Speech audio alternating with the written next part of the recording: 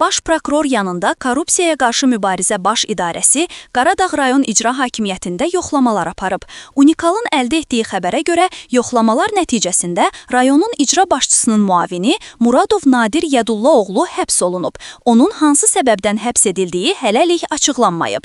10 Muradovla bağlı məhkəmə tərəfindən 4 aylıq həbs qətimkan tədbiri ilə bağlı qərar verilib.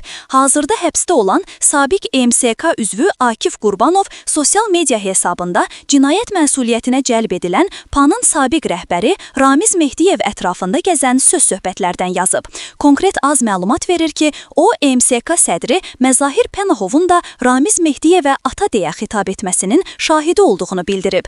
Ata söhbəti Ramiz Mehdiyevlə bağlı bir xatirəmi yada saldı. İstədim sizinlə də bölüşüm. Ramiz Mehdiyevə ata deyilməsinə bir dəfə də mən şahid olmuşam. 2011-ci ilin fevralında Milli Məclis Mərkəzi Seçki Komissiyasının 18 üzvünü yenidən təsdiq etmişdi. İlk iclasa Ramiz Mehdiyev gəlmişdi. Akademik çıxış etdi. Hamınızın bildiyi şeylərdən danışdı. Sonda bildirdi ki, İlham Əliyevin Məzahir Pənahova etimadı davam edir və onun MSK sədri vəzifəsində qalmasını təklif edir. Məzahir Pənahov yenidən sədr seçiləndən sonra iclası o davam etdirdi. Prezidentin yüksək etimadından, diqqət və qayğısından başlayıb keçdi Ramiz Mehdiyevi tərifləməyə. Sonda təxminən bunları dedi. Prezidentlə yanaşı, onun administrasiyasının rəhbəri kimi biz həmişə sizin də diqqət və dəstəyinizi, himayənizi hiss etmişik. Həmişə sizi özümüzə bir ağsaqqal və ata kimi qəbul etmişik. Sizin dərin bilik və təcrübənizi özümüzə örnək bilib sizdən çox şey öyrənməyə çalışmışıq.